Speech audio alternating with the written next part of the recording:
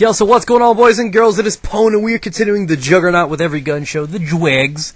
And today we are using the PKP. I refuse to pronounce the rest or that other remaining word due to the fact that I don't want this video flagged for racism.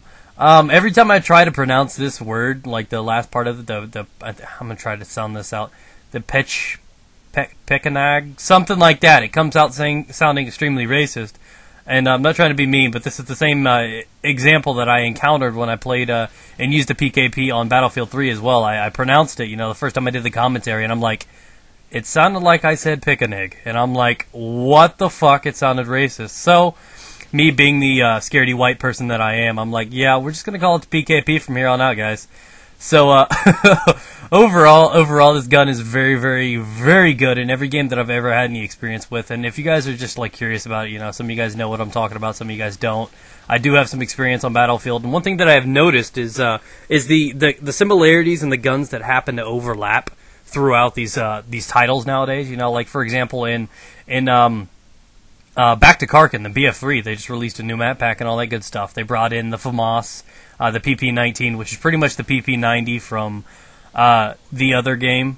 I'm not going to mention it because, you know what it is, the Modern Warfare 3, and the game we shall not name.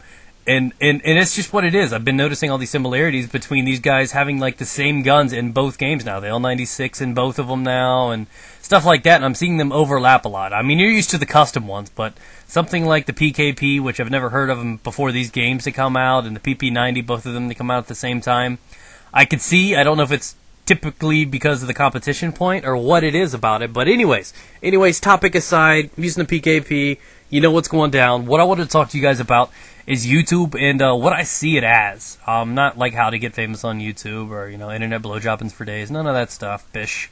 But what I wanted to talk about is YouTube. Now, what I like to use it for and what I think about it, YouTube's a great tool.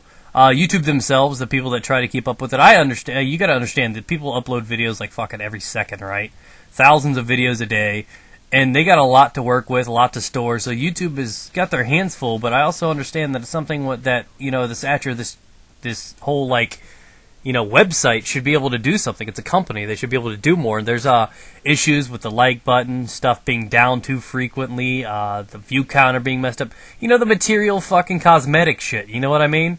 It's just all messed up. But throughout all of the flaws and the technical, visual things that it has wrong with it, the little minuscule things, I mean, it's not a big deal, but when it's 10 little things stacked up, it's a big deal. Oh, wow, yeah, she's got moles on her face and 2 teeth and shit. You can handle one of those. Okay, I couldn't, but you know what I mean. So, overall, I think that YouTube does pretty solid, and being such a high-ranking website that it is, trying to keep up with so many people at a time, I think they do pretty solid at running their website. Many other commentators won't agree because everybody demands perfection, and I like it. It's a blessing to me. I mean, it's become a job, and everybody wants to do that. One of the most commonly asked questions for me is, Poe, how can I make this something possible? How can I fucking get pegged in the face?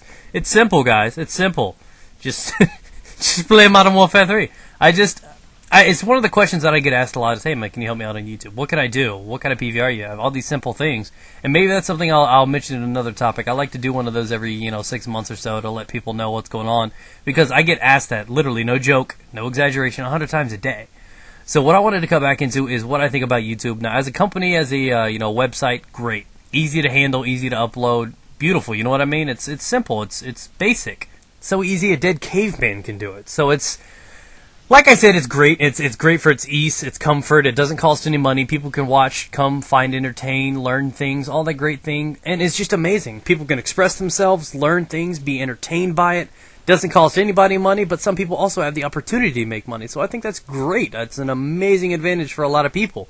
So with that being said, people ask me all the time, hey, Pone, what's your favorite commentator? And I'm going to tell you right now, I don't really watch YouTube videos for gameplays. I'm the kind of guy that if I want to do check out a cool gameplay, I'm going to go play it. I'd rather play the game than watch it. Not saying I don't watch gameplays. That's definitely not what I'm saying. But most of the time, and this obviously varies per person, I don't watch gameplays often. When somebody says, hey, Pone, can you check out my gameplay? It's not I don't want to.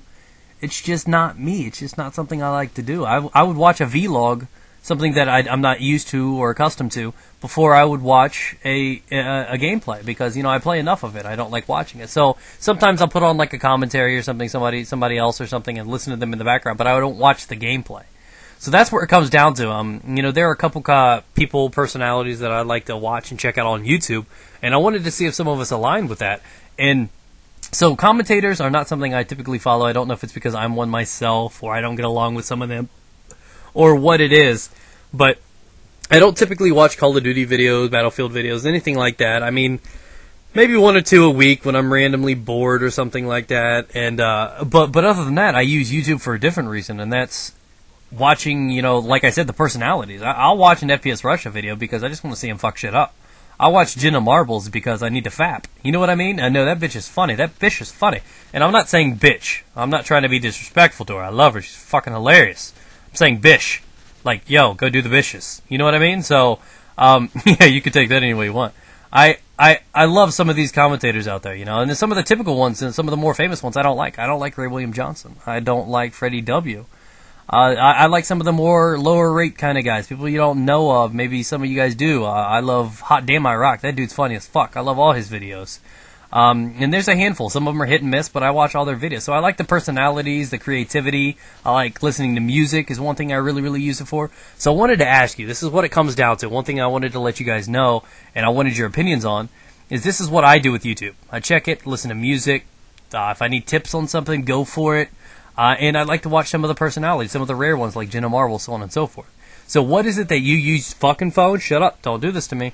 What do you use YouTube for? Leave that down in the comments below. Feel free to hit me up on Twitter. Peace out, guys. Get it.